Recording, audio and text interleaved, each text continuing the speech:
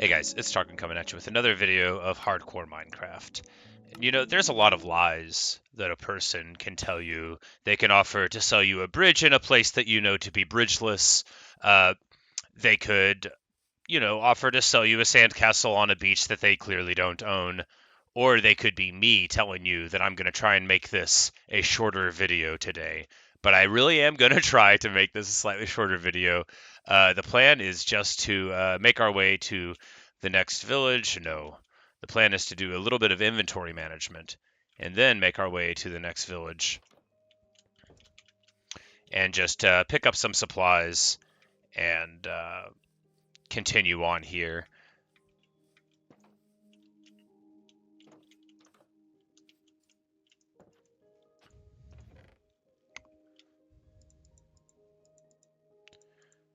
So now we have beetroots and carrots to plant. I need to get some potatoes. I'm sure I have them somewhere, but to get them rolling as well. And I'm just going to make a couple more chests rather than worry about the individual management. We're just going to put another one right here, and then at some later date try to become more responsible later when I have time. Not the carrots, yes, the beetroot. More sugarcane growing. Pretty low on food, but I think I have a lot on deck in the furnaces, if memory serves.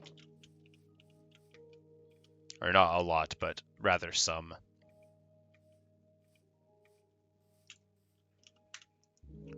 It's not true. I don't have any in there.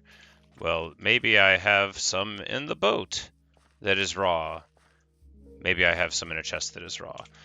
But in any case, everything is working well right now. Oh no, not that. I don't know why I said oh no, it's just water, which doesn't actually break sugarcane anyway. But before long, the linear growth is going to just take off, and it's going to keep on going up and up in a nice and solid direction. It's going to provide us with a lot to be proud of. Just wanted to pick up a little bit of dirt because you never know when you'll need some. And I meant to make a boat so I could adventure over, but I think, yeah, first we are just going to get everything out of this first boat. So yes, a riveting 2.5 minutes of inventory management in a video that promises to be short. So, you know, that's the one thing you can say about me is that while I'll lie to you about so many things, the one thing that I won't do is like interest you in a surprising way. Like you're never gonna just be like surprised by how engaged you are. I'm gonna give you like a nice calm and boring video no matter how many times you watch me. It's never gonna be interesting. They're the potatoes of legend. And raw beefs. 19 raw pork chops. I was like, I knew I had like a lot of raw meat of some kind. I had sort of forgotten what it was, but now it has been returned to me. So basically, I keep on delaying. I mean, not really delaying what I need to do, which is just to plant a couple of things. But I need to make a more studied approach to farming, but for right now it's all right to just sort of ad hoc it. But like, do crops hate being next to each other in general? Like, if I did a row of carrots and then a row of beetroot, would that be better? You know, that kind of thing. Because I don't want to worry about it right now, because, you know, right now it's just about getting the items down. You know, that's what's important in this case. I can relocate the farm here in a bit. When you have a couple of hundred of a thing, it'll be a lot easier to do that. And I think we just Yeah, we'll run over here, grab some wood, make a boat, I think. Yeah, but the problem is that I need more furnaces. Alright, so, time to structure things properly. We're going to make an auto smelter, and probably move it next to our house here so that we can access it. But I'm pretty sure I have enough iron for this task, so that's what we're gonna do. Except I don't have enough wood. See, this is just the sort of problem that you can run into if you're me. But the good news is that I've got 24 iron, and that I did actually plant the things that I said I wanted to plant. So all of that is, I would call it a barely qualified success, and I think I could be proud of that.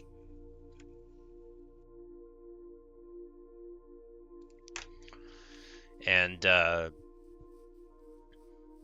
as we approach the trees, closer and closer to remembering that I said I was going to go to the other villages to collect stuff, but now I'm remembering all of the steps that led me to not do that immediately, right? Well, I was gonna go, but then I didn't have wood, and I didn't have charcoal, and I didn't have food, except I did have bread, and I had forgotten a bit.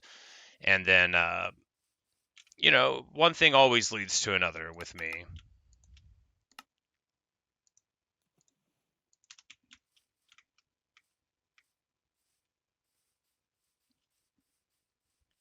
We're just going to put a crafting table over here so we can work on it, but there's the one inside the house for the longer term, of course. We're going to need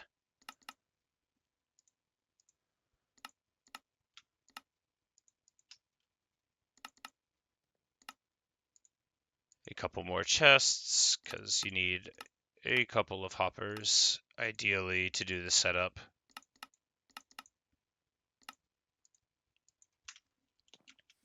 So let's see if I remember how to make this on demand. It's going to be a little clumsy just because, well, I haven't made one in a bit, but I believe that I understand the concept. So first thing is you got to have a little bit of verticality. We'll use oak planks, although dirt is my usual method because it's easier to break. So at the very bottom, yes, I had forgotten the order of things. So here you put a hopper like so, directed downward, and that's going to be what leads to your chest. Here you put another block, and you place the furnace against it.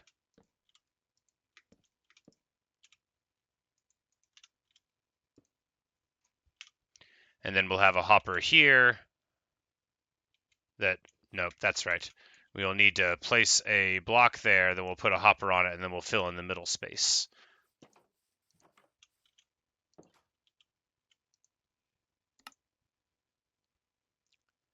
But why didn't I make another hopper? Here we are. And ideally you would have like another one on the side to make charcoal, but this is just like a base level one that I needed to start up for my own sanity, such as it is. And then, of course, without dirt, it's going to be like really obnoxious to put all of this back together again. But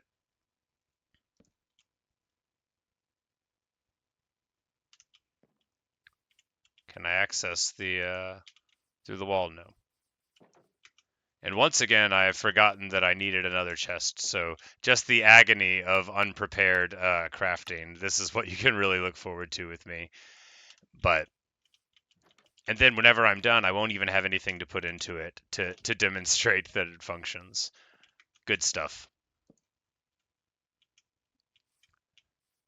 But it is going to work.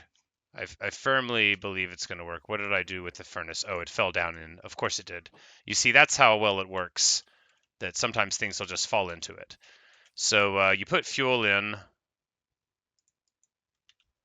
and you put stuff in at the top, and then it drains in and becomes smelted. This is probably only going to get like halfway through one of them. Yeah, it's not even enough to set one up. But we will just run over here and grab a coal There's all these monsters in the middle of our field. We're just going to ignore them and hope that they don't blow it up.